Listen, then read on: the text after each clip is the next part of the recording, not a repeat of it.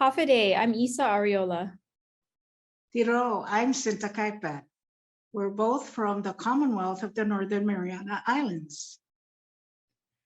I have an MA in social culture anthropology and a PhD in social culture anthropology, where I study US militarism and indigenous sovereignty in the Northern Mariana Islands.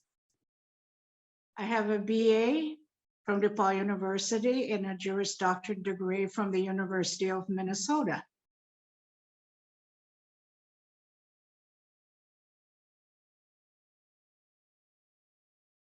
For me, it began the summer of '95 after I had completed my first year of law school. Came home, was interning when our Constitution was being amended. And it also happens to be the 50th anniversary of the end of World War II. There was so much hoopla in the community in celebration of the end of the war. But I also noticed that there weren't a lot of attention being paid to our local civilians and all the suffering that they went through during World War II, people like my grandparents and my parents. And so I had the privilege of associating with a group of peace activists, including two survivors of Hiroshima who came from Japan. And we were able to get together. And that opened my eyes. So that really started a flame within my soul to start looking and be more aware of what's around me and start my advocacy work, speak out about what I felt was not right in our community and the world at large. So for me, advocacy work really started at the end of high school and the beginning of my undergraduate degree. So in high school, a military recruiter actually came to my high school and tried to get members of the class to join the armed forces. And at the time, I really had no idea what this all meant. But when I left to obtain my BA in cultural anthropology in the East Coast of the United States, I learned about this process of militarization. And that's when I really realized how our islands were caught up in this much larger and kind of broader process that spans the globe. In the mid-1970s, our political leaders negotiated a political relationship with the United States that continues to impact our people today.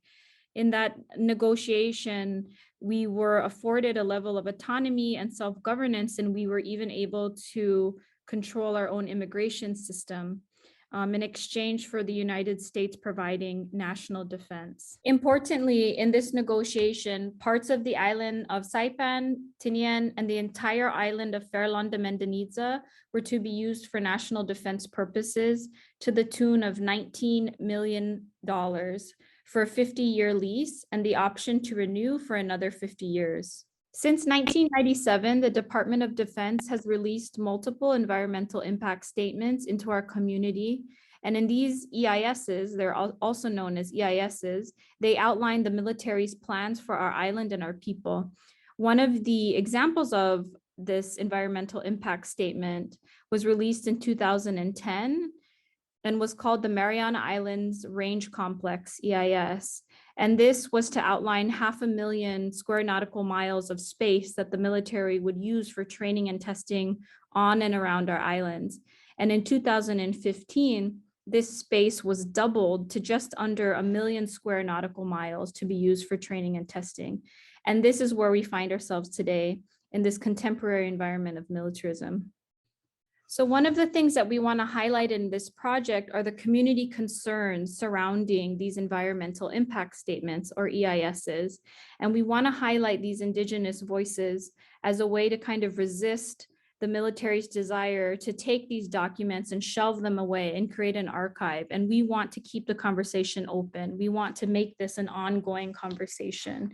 We want to protect and preserve our culture, our land, and our belonging to that place. Two of the things that we want to highlight in our exhibit is the use of Indigenous art and music. For example, the Protector Longitude that I created is used to highlight, raise awareness about what's happening in our community, what's happening to our Indigenous people, as far as the encroachment of the military into our lives. And by sharing this cultural piece with other advocates around the world who are navigating similar challenges, we hope to highlight and expand on the awareness of our plight and build solidarity, build alliances, which is what we need.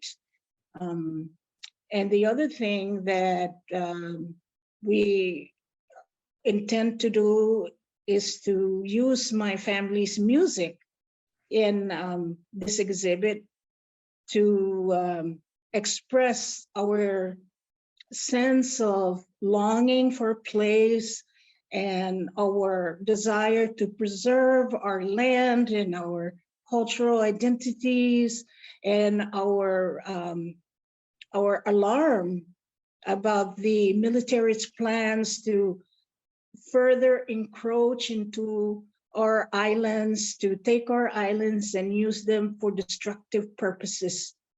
And so the music that I have composed with family members touch upon these themes of sense of loss and sense of longing to return home, concern about preservation of our lands and our cultural identities.